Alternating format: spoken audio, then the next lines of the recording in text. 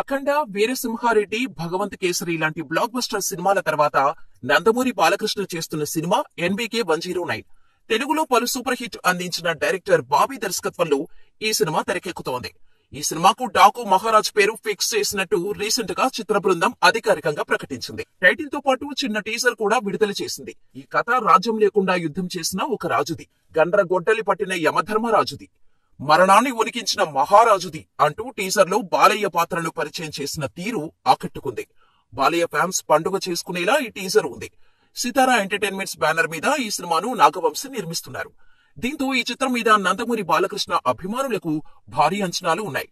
దానికి తగ్గట్టుగానే టీజర్ అదిరిపోగా తమన్ మరోసారి తన నేపథ్య సంగీతంతో మెప్పించాడు. ఖచ్చితంగా అఖండ మ్యాజిక్ రిపీట్ అవుతుందని అంతా భావిస్తున్నారు. ఇప్పుడు అంచనాలకు ఏమాత్రం తగ్గకుండా ఈ టీజర్ సాలిడ్ రెస్పాన్స్ అందుకుంది.